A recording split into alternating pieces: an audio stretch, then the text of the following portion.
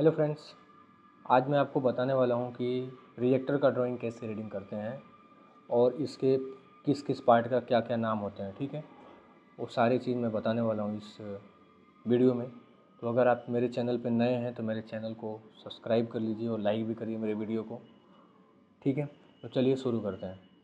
सबसे पहले यहाँ पे आप देख सकते हैं जो हमारा रिएक्टर है, इसका ऊपर का टॉप असेंबली नहीं दिया है, बट शाफ्टिंग का सारा डिटेल इसमें हमको दिया है। तो हम सबसे पहले कोई भी प्रेशर वेसल मिले या रिएक्टर मिले, सबसे पहले उसका आईडी हम देखते हैं। ठीक है, तो यहाँ पे देखिए हमारा सेल का आईडी कितना 1500 है और थिकनेस कितना 8 है। और यहाँ पे सेल का चौड़ाई देखें हम कितना चौड़ा है, सेल का लेंथ कितना है, यानी कि हाइट, टैंक का हाइट तो 1800 दिया है। टी एल का मतलब क्या होता है, 10-10 लाइन जो हमारे डिसेंड पे होते हैं। ठीक है, यहाँ देख सकते हैं जो यहाँ पे डिसेंड हमारा है, डिसेंड पे होते हैं। और दोनों साइड डिसेंड पे, हमारी टॉप एंड बॉटम दोनों साइड डिसेंड पे हमारे टीएल लाइन होते हैं। तो टीएल लाइन हमारा कितना है, यहाँ पे एसएफ देख लीजिए, यानी इसको वेल्डिंग लाइन बोलते हैं, यानी कि टीएल लाइन से वेल्डिंग लाइन का दूरी हमारा कितना है, 50। ठीक है, ऊपर भी और नीचे भी। तो यहाँ पे हम क्या करेंगे, सेल बनाते टाइम 1800 में से 100 में माइनस कर देंगे तो हमारा 1700 आ जाएगा। तो हम सेल का लेंथ यहाँ पे निकाल लेते हैं। कैलकुलेटर यहाँ पे ओपन किया हूँ मैं। यहाँ पे 1500 प्लस 8 है, हम थिकनेस प्लस करूँगा। अगर हमारा आईडी दिया तो एक थिकनेस प्लस करना है, अगर ओडी दिया रहता तो एक थिकनेस माइनस करते हैं हम। ठीक है, एंटर किया, पूरा कर देंगे 3.142 से और एंटर करेंगे तो हमारा वैल्यू कितना आ गया, 4 मीटर 738, यानी इसको हम 4 मीटर 740 भी लेंथ काट सकते हैं। ठीक है, तो इस हिसाब से निकाल लेंगे। उसके बाद हम इसमें बात करें तो ये हमारा सेल हो गया। सेल के बाद हम यहाँ पे डिसेंड देख लेते हैं कि जो डिसेंड होता है ना, ये हमारा थोरिस्फोरिकल डिसेंड है, यानी कि डिसेंड नॉर्मली 3 से 4 प्रकार के होते हैं। ठीक है, इससे रिलेटेड मैं वीडियो अपने चैनल पे बनाया हूँ, जो आप जाके देख सकते हैं कि डिसेंड के टोटल पैरामीटर्स क्या होते हैं, कितने टाइप के डिसेंड होते हैं, इसका लेआउट कैसे मारते हैं, सारे टॉपिक पे मैं वीडियो बना के अपने चैनल पे अपलोड किया हूँ। तो आप जाके उसको देख सकते हैं और अपना नॉलेज बढ़ा सकते हैं। ठीक है, उसके बाद यहाँ पे आप देख सकते हैं कि इस पर लिम्पिट लगा हुआ है। ठीक है, तो लिम्पिट का मार्किंग कैसे करते हैं डिस पे और सेल पे, इससे रिलेटेड मैं वीडियो बना दिया हूँ अपने चैनल पे, तो आप जाके उस वीडियो को देख सकते हैं और इससे रिलेटेड भी नॉलेज बढ़ा सकते हैं आप। ठीक है, देखिए जो हमारा लिम्पिट होता है ना, लिम्पिट में हमको क्या देखना रहता है कि जो लिम्पिट है वो कितना एनबी का है। ठीक है, इसका ओडी कितना है और इसका पिच कितना है, ये चीज़ हमको देखना रहता है। ठीक है, तो यहाँ देख सकते हैं लिम्पिट का डिटेल हमको दिया है, लिम्पिट कॉइल डिटेल, जो हम देख सकते हैं कि इसका पिच हमको यहाँ पे लिख दिया गया है 89 ओडी है। ठीक है, 3 mm थिकनेस है इसका। Limpet coil at the rate 120 mm pitch है इसका। ठीक है, 120 mm पिच है। ठीक है, पिच का मतलब क्या होता है कि किसी एक कॉइल से दूसरे कॉइल का सेंटर जो हमारा होता है ना, उसको हम पिच बोलते हैं। तो पिच हमारा कितना 120 है। ठीक है, उसके बाद यहाँ पे देखिए वेफल का अगर मैं बात करूँ तो वेफल जो होता है हमारा ना रिएक्टर के अंदर लगता है। वो क्यों लगता है, क्योंकि जब हमारा ये जो एजिटेटर है ये अंदर के जो मटेरियल को मिक्स करेगा ना, तो इसमें थोड़ा लड़ेगा तो जो हमारा मटेरियल रहेगा वो मिक्सिंग जल्दी होगा। अगर ये चीज़ वेफल्स नहीं लगे रहते हैं ना, तो जो मिक्सिंग का प्रक्रिया रहेगा ना वो एक्यूरेट नहीं हो पाएगा, ज़्यादा टाइम लगेगा मिक्सिंग में। तो इसमें क्या होता है, जब ये घूमता है तो इसमें प्रवाह की वजह से इसमें टकराते हैं जाके जो भी इसमें मटेरियल रहते हैं, तो जब बहुत जल्दी हमारा काम हो जाता है, इसके लिए वेफल यहाँ पे दिया जाता है। ठीक है, तो वेफल का डिटेल हम देखेंगे कि वेफल का डिग्री देखेंगे कितना कितने डिग्री वेफल लगा हुआ है। तो आप यहाँ देख सकते हैं ओरिएंटेशन जो हमारा है, ये टैंक का ओरिएंटेशन दिया है, सारे नोजल का ओरिएंटेशन और भी एक्सटर्नल पार्ट हैं वो सारे का ओरिएंटेशन यहाँ पे हमको दिया हुआ है। तो हम यहाँ पे देखेंगे सबसे पहले कि जो हमारा ओरिएंटेशन है ये एंटी क्लॉकवाइज है, क्लॉकवाइज है। एंटी क्लॉक का मतलब होता है हमारा उल्टा क्लॉकिंग और क्लॉकवाइज का मतलब हमारा सीधा होता है। तो सीधा हमारा जैसे घड़ी का क्लॉक घूमता है ना, ये हमारा सीधा है और ये हमारा उल्टा है। ठीक है, तो ये जो हमारा घूम रहा है जीरो से 45 90 की तरफ ऐसा जा रहा है। ठीक है, तो यानी कि सीधा है, क्लॉकवाइज है। ठीक है, तो हम यहाँ पे देख सकते हैं कि यहाँ पे जो हमारा दिख रहा है ना, यहाँ देखिए, यहाँ दिख रहा है हमारा, ये हमारा वेफल प्लेट है। ठीक है, तो एक 45 डिग्री पे, दूसरा 135 डिग्री पे, तीसरा 225 डिग्री पे और चौथा 315 डिग्री पे लगा हुआ है। ठीक है, इसका डिटेल का मैं अगर बात करूँ तो यहाँ पे देख सकते हैं इसका जो डिटेल है ये प्लेट कितना लंबा है वेफल का, तो यहाँ देख सकते हैं 1800 लंबा प्लेट है। उसके बाद यहाँ पे बोल्टिंग करके इसको लगाया जाता है, बाद में फ्यूचर में कभी खोलना पड़े तो हम खोल सकते हैं आसानी से। यहाँ पे अगर मैं देखूँ तो इसका जो थिकनेस है ना वेफल का वो 8 mm है और नीचे जो प्लेट लग रहा है जो वेल्डिंग हो रहा है हमारे सेल में, उसका थिकनेस 10 mm है। ठीक है। और यहाँ पे स्टिपनर भी लेगा, स्टिपनर का साइज़ यहाँ देख सकते हैं, स्टिपनर भी हमारा 10 थिक का स्टिपनर दिखाया है। और यहाँ पे बोल्ट का भी हमको डायमेंशन दे दिया गया है कि 4 एनएस बोल्ट 14 डाया का होल में हमारा शो करना है, ठीक है। पीसीडी भी इसका दे दिया गया है, 60 बाई 60 का पीसीडी हमारा है। तो इस हिसाब से हम वेफल अंदर लगा सकते हैं। और वेफल कभी भी सेल के अंदर लगता है, रिएक्टर में बाहर नहीं लगता है, ठीक है। उसके बाद यहाँ मैं लेग सपोर्ट के बात करूँ तो लेग सपोर्ट क्या होता है, देखिए किसी भी रिएक्टर या किसी भी प्रेशर वेसल्स को एक तरह से लेग है, यानी इसी के ऊपर हमारा फाउंडेशन होता है, इसी के ऊपर खड़ा होता है, ठीक है। जैसे कि आप यहाँ देख सकते हैं, इधर हम देखिए फ्रंट से देखेंगे तो एक साइड दिखा है, लेकिन एक साइड से हमको डरना नहीं है, ये 4 डिग्री पे लगता है। तो कौन कौन सा डिग्री है मैं आपको बता रहा हूँ। देखिए यहाँ से तो हमको एलिवेशन मिल जाता है इसका, ये हमारा एलिवेशन TL से 400 है बेस प्लेट का आउटसाइड।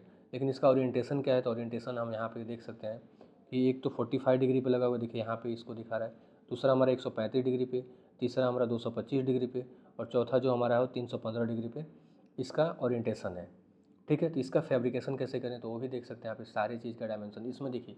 लग सपोर्ट में नॉर्मली हमारा जो होता है पैड प्लेट लगता है, जो सेल पे लगता है, ठीक है। तो पैड प्लेट यहाँ देखिए कितना 250 बाई 250 का हमारा पैड प्लेट है, ठीक है।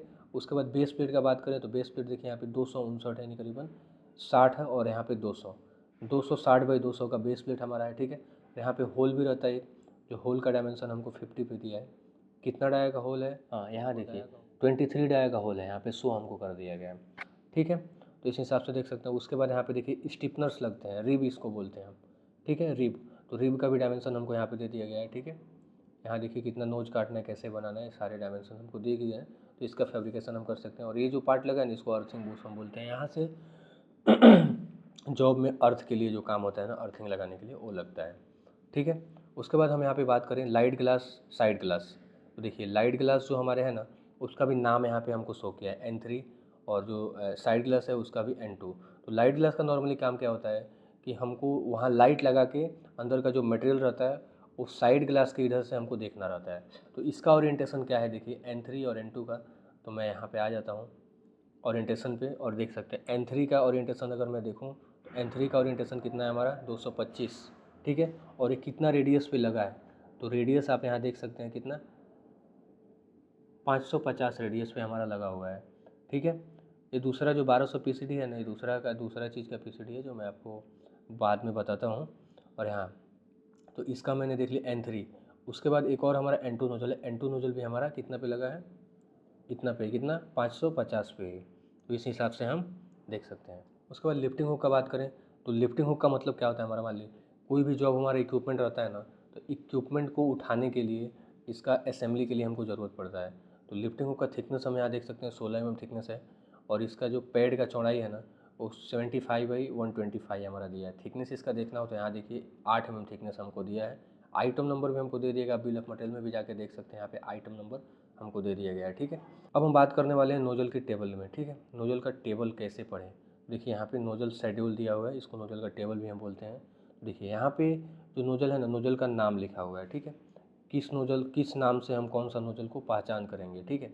यहाँ पे इसका डिस्क्रिप्शन इन सर्विस लिखा होता है, इसका नाम क्या है नोजल का भी, लेकिन ये नाम हमको ड्राइंग में कहीं नहीं मिलेगा। इस नाम से हमको ड्राइंग में नोजल को पहचानना पड़ता है, ठीक है। और यहाँ पे कितना एनबी का हमारे नोजल्स हैं वो यहाँ पे दिखाया रहता है, ठीक है।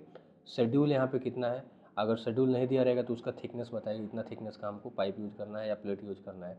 यहाँ पे जो रेटिंग है इसका 150 है। नॉर्मली हमारा रेटिंग ज़्यादा होते हैं, लेकिन नॉर्मली 150 ही यूज होता है। यहाँ पे देखिए SORF यहाँ पे है।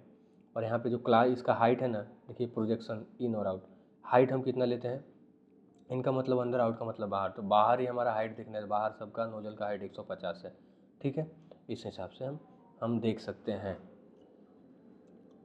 उसके बाद नोजल्स का बात करें, देखिए तो M1 नोजल हमारा जो है ना, वो कितना एनबी का है, 450 एनबी का। तो M1 नोजल के बारे में यहाँ पे देख सकते हैं हम कि इसका जो आईडी है ना वो 450 के हिसाब से है, ठीक है।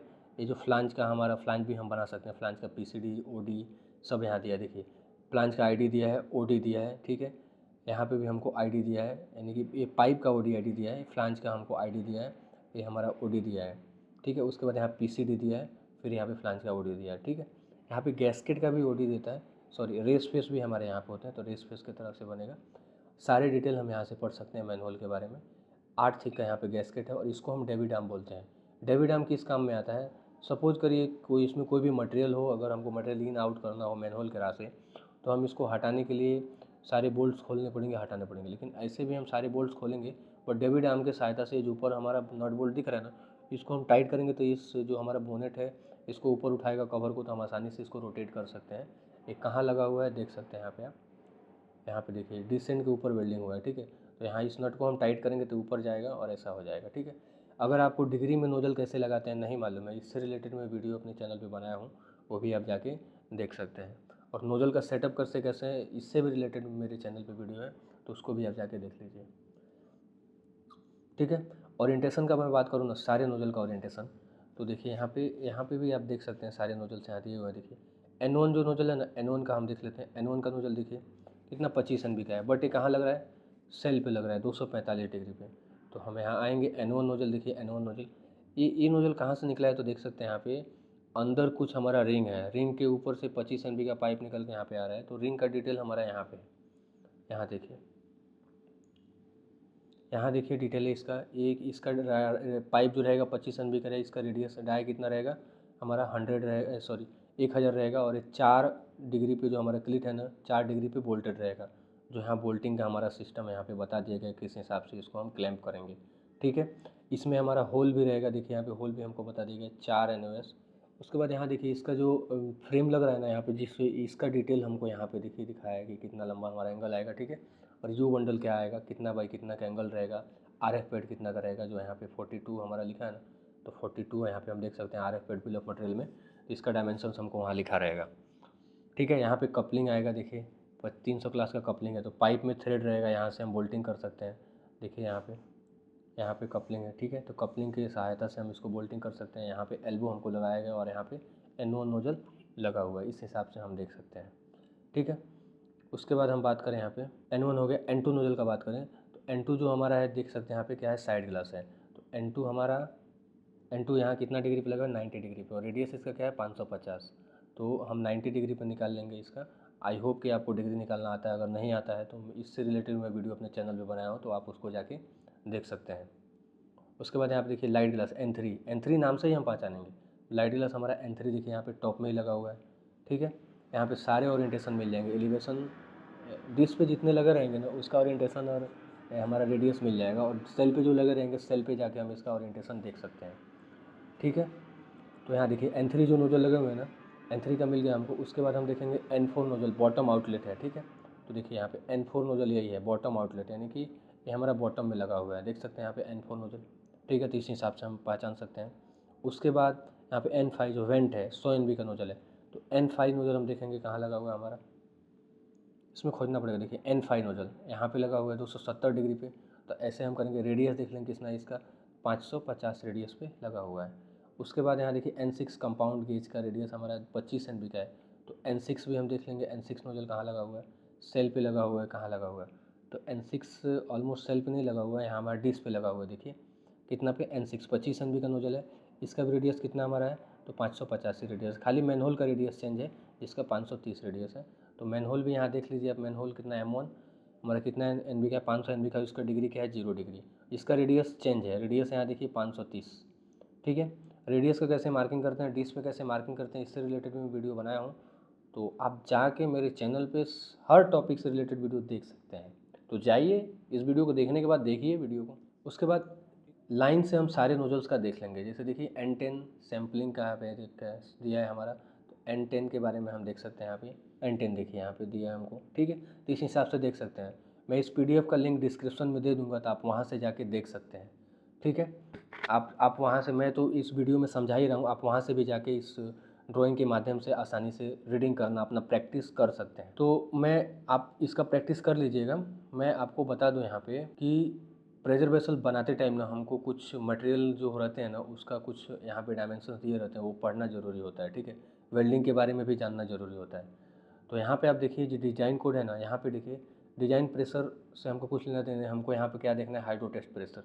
तो हाइड्रोटेस्ट जो प्रेशर है ना 6.0 kg है, यानी कि 6.0 kg हमको प्रेशर सेल साइड चाहिए, और लिम्पेट साइड हमको कितना चाहिए 6.5, यानी 6 kg हमको किधर, सेल साइड चाहिए। सेल साइड किसको बोलते हैं, तो ये हमारा वो सेल साइड है।